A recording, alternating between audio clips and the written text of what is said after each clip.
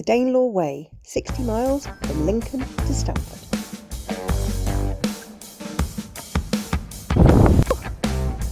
Windy!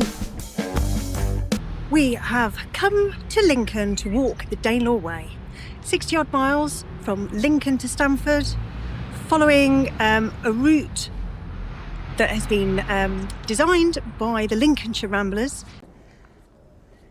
So that is Lincoln Castle, the official start of the Danelaw Way, here in the centre of Lincoln. And we are heading that way to the cathedral.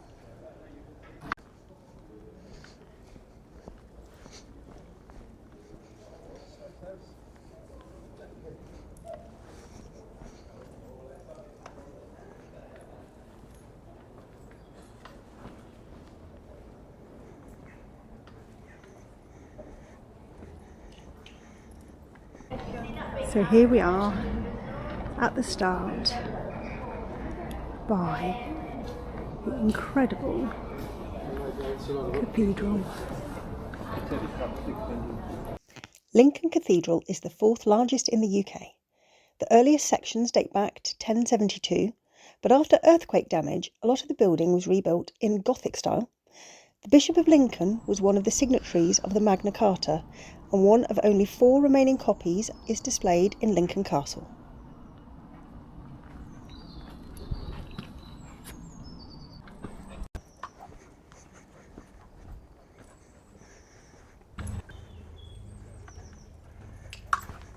We've just walked along the side of the cathedral, and then we're just stopping to look at this statue of Tennyson.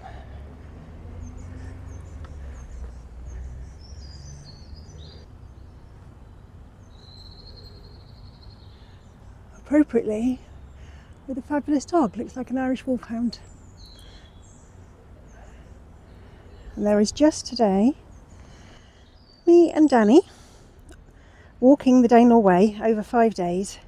It's too far for Bailey with his arthritis. Right, Danny, let's carry on. So as you can see, we're by the university buildings, but we're also by the ruin of the East Gate. And that's what's left of it. We're just going to head down there. This is part of a aqueduct and reservoir, which obviously there's some gardening work being done. We've come from down there. So Lincoln has a lot of history between all the Roman influences and obviously it was one of the 4 burghs of the Danelaw, and Stamford was another one. So we're walking from one burgh to another, and all the burghs, and I think the others were Nottingham, Derby, I'll put whatever the 5th one was up on the screen because I can't remember off the top of my head, but they all became shires in the end, whereas Stamford, rather than becoming the area around Stamford becoming a shire on its own, it was absorbed into Lincolnshire. If you can ignore all the roadworks and see what a beautiful street this is. And that's another fabulous archway as part of the old city walls. And we're carrying along here Chapel Lane. History everywhere. We'll have a closer look at what this building is as we get up to it, and then you can just see there up ahead the walls of, can't be the castle because we were at the castle earlier. We'll have to have an investigation. So that is the Lincoln City Water Tower. There's a lovely little garden here with information about the water tower. Obviously a school in the background. So ignore the building material down there. That is the back of Lincoln Castle. So we've basically sort of done a big loop from where we started by the entrance. Danny will be pleased that we're going on this quieter path. Yeah.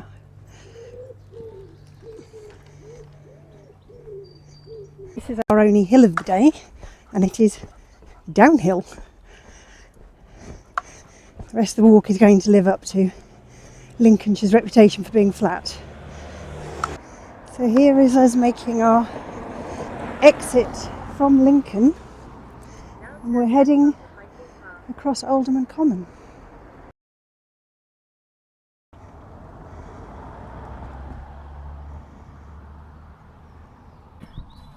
A lot of horses loose on the common, and interesting, there's also a football pitch over there, so I suspect when the local kids are playing football we have to keep the horses off the pitch.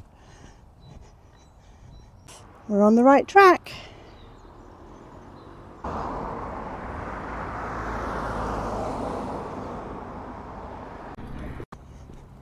So this is a golf course, this section. It is April the 1st, so the trees are just starting to come into leaf. Now we're coming onto the Foss Dyke navigation. We're going left, Danny. Now keep right.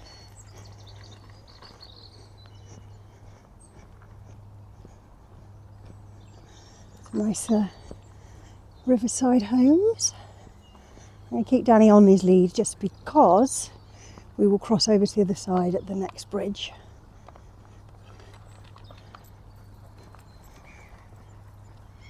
So as we're following the waterway, we're in a much more suburban, industrial sort of part of the southern end of the city. And we'll be crossing over shortly. We've crossed the bridge.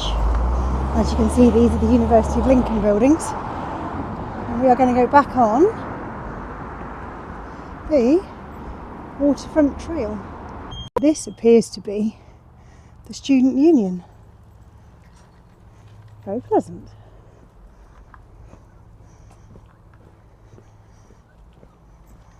And we're back on the waterfront. Different feel again to where we were walking previously before we crossed the bridge.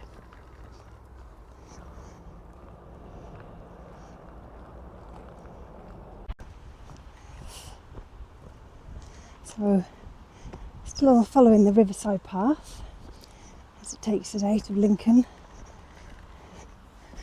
Still got a lot of industrial activity to that side. But I think I'm going to let Danny off just for a little bit.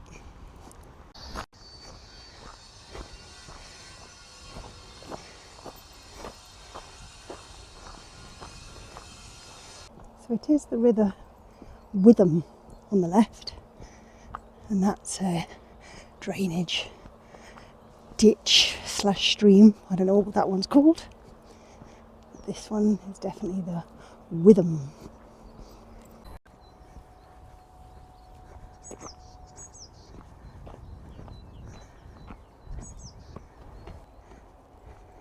Someone has been enjoying the riverside walk. He almost fell in the river when he saw some ducks and swans paddling past us. That is Brace Bridge up ahead. So I'm going to pop Danny back on his lead while I think we need to cross over just, you probably can't make it out on the screen, but there's a petrol station just over there, so I know that's where we need to cross and then get back onto the riverside path. Right, Danny, put you on your lead. Good boy. The pub is open because we didn't leave the start till 10:30, so the pub is just about open. We're going to find somewhere to cross over. Oh, there's a pedestrian crossing down there, that's where we're going to head. We'll go down there and cross over and then come back and hit the river again.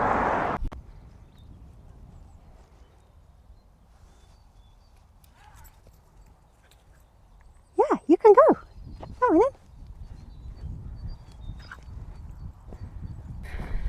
And now we're in a much more rural setting.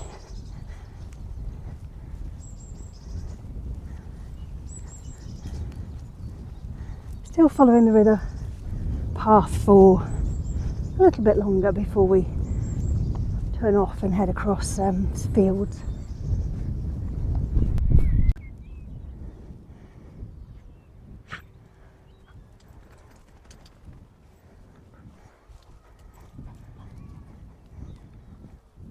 If you'll be able to see them, there's quite a few pairs of swans on the other side of the river. And there's the town or village, I'm not sure how big it is, of North Wycombe. Oh. Take the next slight left. And we are going to be leaving the river path soon. So the river is going off that way. We're heading this way. I'm walking on top of this dyke wall. There's obviously a drainage ditch down there, which I hope Danny doesn't go in, because it doesn't look like it moves very much. And then you can see all the floodland to our left. So I just spotted the little sign on the post. Let's go up here. Danelaw Way, heading that way.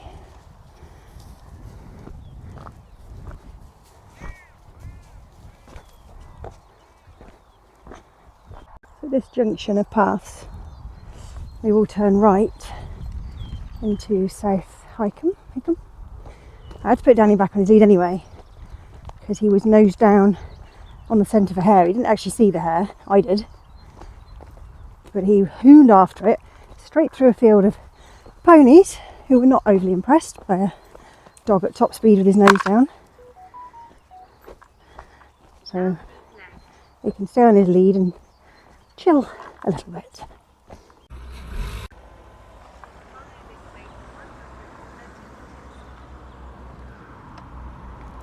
Now over there I can see the Church of St Michael and the Angels, or Church of St Michael.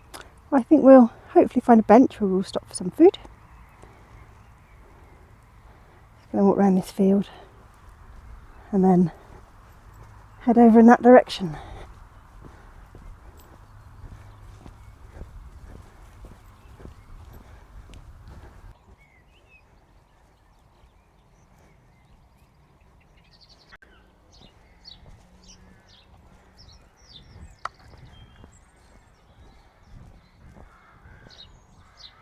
Convenient lunch stop on the bench. Lovely church. Right, heading along the lane now for about 1 kilometre, I think. This is called Whit Lane on the map, on the little booklet that I downloaded from the Lincolnshire Ramblers website. But I definitely call it more farm track than lane. And we're heading stay on this track till we get to the next village, which I think is called Auburn or something like that. Where apparently there's a very nice hall and a beautiful church, so we'll try and check that out. It's definitely turned into a green lane now. Very typical Lincolnshire fashion. Pretty straight, pretty flat. But I hope you would agree it's still beautiful in its own way, with lots of birdsong, blossom coming on hawthorn, muddy spaniel. Not sure my dad is going to be very pleased about letting him back in his car. Let's hope there's some water I can dunk him in before we get to our finish today.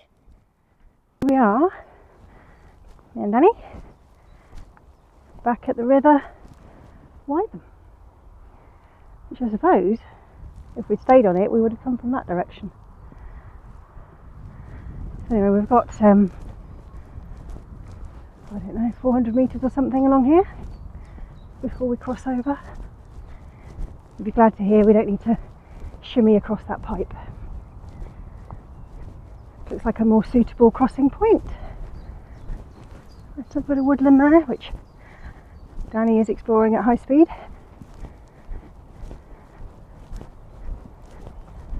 Come on, this way. Yeah.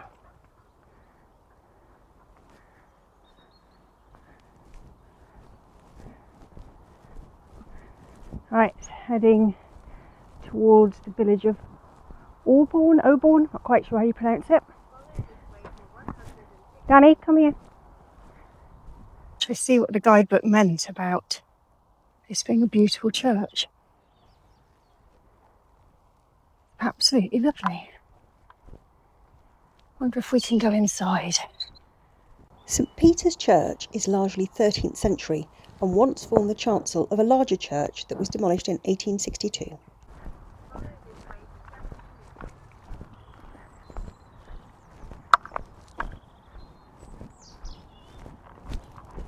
So that is St Peter's Church.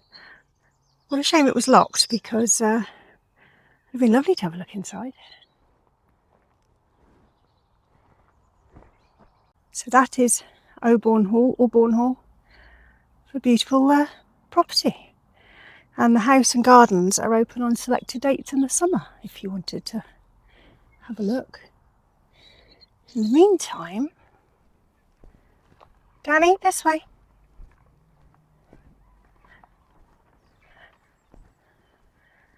I just need to work out. I think we go this way. There we do, there's our little Viking. Hi, Viking. Sort of gone round Auburn Hall. I really hope that those daffodils under the treehouse pick up on the camera. Lovely topiary hedges. We're out in pasture land now, though this looks like somewhere where probably more likely cows, but there might be sheep. So Danny can stay on his lead. I think you've done enough hunting today, haven't you? What do you think? So over to my right you can see the banks of the River Whitham. And this woodland here is, I think they called it the Sisley woodland.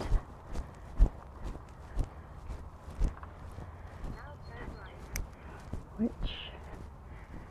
is my little Viking we're going to go into. Might let Danny off for a bit now. We've done just over 16 kilometres, we've got four and a half to go, I think.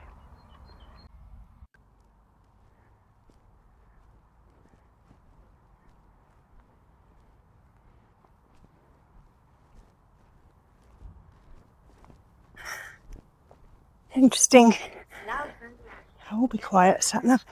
Interesting circle of pine trees planted there in this woodland.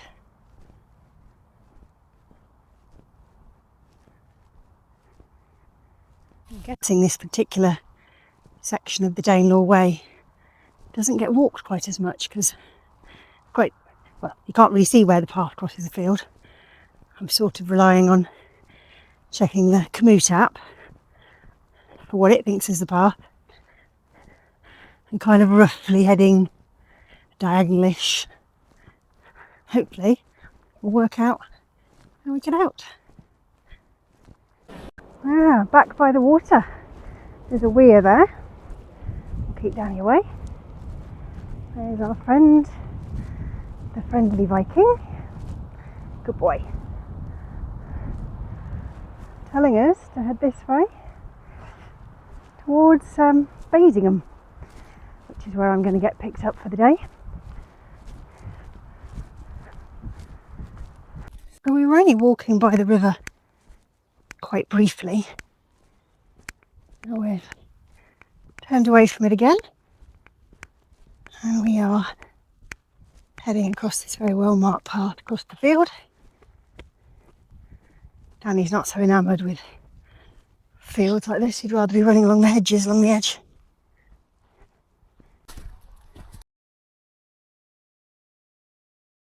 As I haven't got any more audio on the videos I took for the rest of day one, just a quick review really of how the first day was. It was fantastic leaving Lincoln and seeing some of the history in the actual city itself. We walked along the Foss Dyke where there was the houseboats, and they did a lot of quiet waterside walking along the River Whitham, across some arable fields. We went to the lovely churches that we saw in South Wycombe and Auburn, and we walked through that lovely Sibsey wood. And then we ended the day in the village of Bassingham, which was known for growing flax in the area. And it's a really lovely village with pubs, so a good place if you were going to walk through and needed somewhere to stay overnight. Overall, day 1, absolutely lovely, really enjoyed it.